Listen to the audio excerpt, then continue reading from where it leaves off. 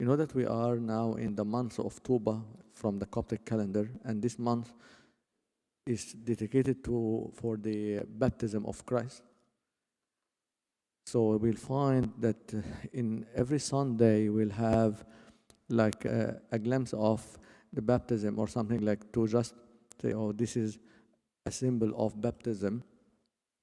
And you'll find that this gospel of today, they have also a symbol of baptism through Jonah, when Jonah was in the belly of the whale in the river or in the sea, and he came after 3 days alive. So it also a symbol of the baptism of Christ. So we enter the water and we come alive also. However, today I just wanna give a one simple idea, and if we go back home with this idea, I think that would be great. And I also want to touch base about the feast of yesterday. Would you know what feast was yesterday? Huh? I heard it here somewhere. The feast of Cana of Galilee. So let's see what the gospel how the gospel started this morning. It said, and it happened as he spoke these things, that a certain woman from the crowd raised her voice and said to him, "Blessed is the womb that bore you, and the breast which nursed you." But he said to her, "More than that, blessed are those who hear the word of God and keep it." So this lady was actually blessing his mother, Saint Mary.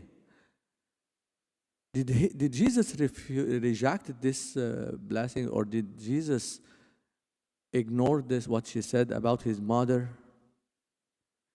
Actually, in the contrary, he did not. He accepted, as they say. I was just reading about this part, and they say, like, in the Greek word, it means yes, indeed. Yes, indeed. Even it was translated in Romans 10:18. But I say, have they not heard? Yes, indeed. And here, when he said more than that, it's also yes, indeed, in the original word. So Jesus did not ignore what they said about his mother, did not reject it, did not refuse, but he actually accepted it, and he confirmed it. He confirmed it. He said, yes, indeed. However, it's not only my mother who fed me, who bore me in her womb is blessed, but also all those who hear my words and accept it and keep it. Keep it also means do it. And this is how I want to just relate it to the feast of yesterday. It's a very beautiful feast, one of the minor feasts of the Lord, the feast of the wedding of Cana of Galilee. In this feast, Saint Mary, she realized, or she noticed, that they have a problem. She noticed that they have a problem. By the way, Saint Mary have a very few words in the Bible, maybe 7 words exact, or 7 parts that she spoke. But every time she speaks, we really need to learn from her. So Saint Mary, when she observed the problem, or she noticed there is a problem, she did not give Jesus a solution for the problem, but she just put the problem in his hands. And this is one thing very important to know or to learn from Saint Mary, because we all have problems, and we see that in our life, in the entourage, like the people around us, they also have problems sometimes. And we often say, okay, God, can you please heal this person, or fix this problem in this way? And this is not the way the Bible is telling us. They say, what Saint Mary did, she said, they run out of wine. Okay, so what they wanted me to do? I don't know what to do. You are God. You know what to do. I will not volunteer and tell you what to do.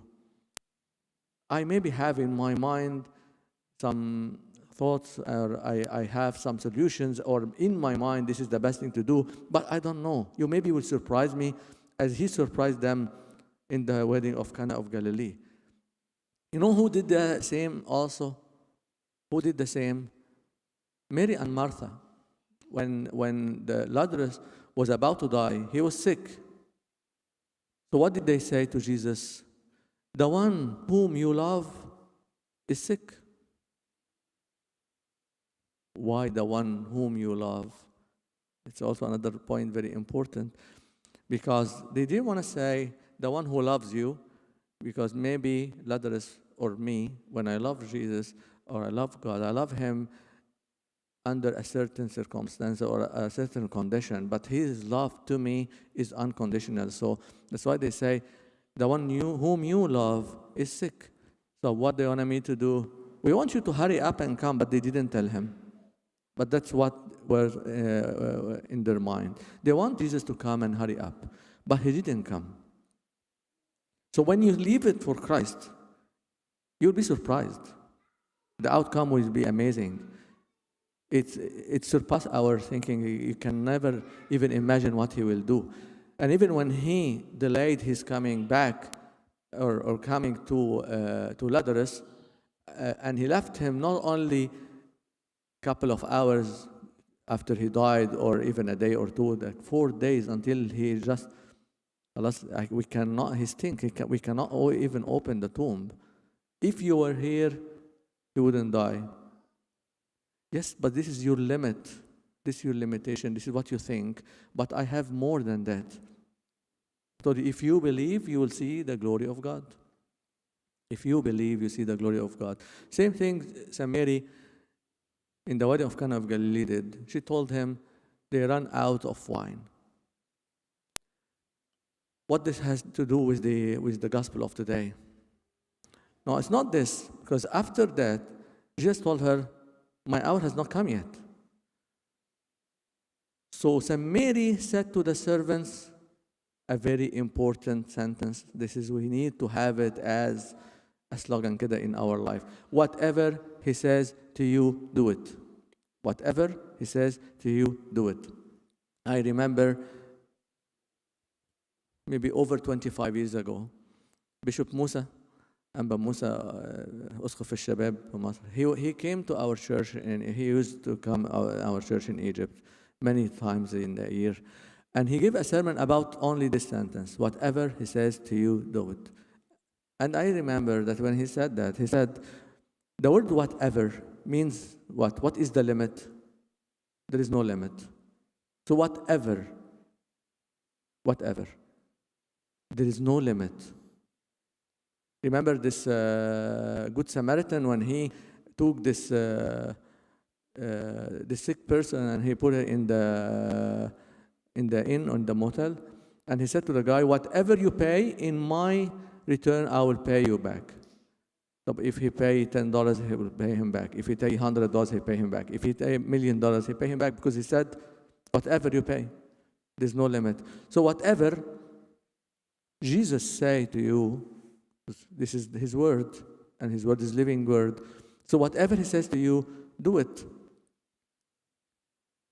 So that's what Saint Mary is telling us in this wedding. So when you have a problem, just put it in the hands of the Lord, and whatever he says to you, do it. And this is take us to the other part. In the readings of last night, in the Vespers, you know that all the readings are related together. I find that in the Vespers, he was talking about Jesus Christ walking on the water and having Peter also walk on the water. And in this specific miracle, it's very strange that God, he say here, Jesus made his disciple get into the boat. He forced them to go into the boat. Even in the Arabic, he say, ألزمهم بالدخول. You have to go. Why do you have to go? And you will have some hard time, but you have to pass through this hard time, and you need it. So he made his disciples get into the boat. Would you accept it or not? They accepted it. So let's see, but we'll go just with them step by step and see what is the outcome. So they accepted that he made them go into the boat, whether they have a choice or not. Sometimes we have a choice, sometimes we don't have a choice. But we always have the choice to accept or refuse. We sometimes thankful or sometimes we're not thankful. And go before them to the other side, while he sent the multitude away. And when he had sent the multitude away, he went up on the mountain by himself to pray. What are you doing, if I dare to say it? What are you doing, Jesus? You sent them, you made them go into this horrible situation, and you go away to the mountain to pray? You don't need to pray, you just go and fix the issue. They said, no, they need to spend some time in the preparation until the last hour, and I will go and I'll fix it. There's no problem. So yeah, sometimes Jesus do, or God do with us some stuff we don't understand, but maybe we'll understand later. So, but immediately Jesus spoke to them when he came back later on the water, and they didn't know him, and he said, "Be of a good cheer.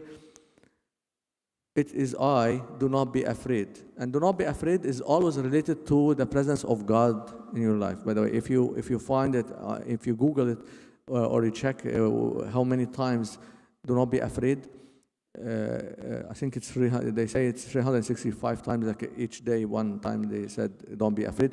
But in each time, like, "Do not be afraid, because I am with you." Because I am with you. So don't be afraid. It is I. Don't be afraid. And Peter answered and said to him, "Lord, if it is you, command me to come to you on the water." So, in other words, I will accept this suffering if it is from you. I will accept the suffering if it is from you. It's a beautiful way to look at any kind of problems or suffering we have, as if it is from God. I remember back in Canada, I met someone who had MS, multiple sclerosis. Toby can explain later on multiple sclerosis. and this guy was half paralyzed, but he was very cheerful. So I had also a disease at that time, and I went to speak to him. Someone took me to him, so he maybe can comfort me or can advise me or anything. So I was astonished when he told me, "It is an honor what I have." How come you say it is an honor? You are half paralyzed. Yeah, it's not only half paralyzed. I even cannot control my urine. I can just, in this age, it's bad. It's humiliating. It's hard. But it's an honor. How you see it as an honor? He said, because this is, God allowed me to have this. God gave it to me. So he was very happy that, not because of the suffering, but because of the fact that it is from the hands of God. So, if it is you, command me to come. And he accepted. So he accepted because it is from God, and he walked on the water.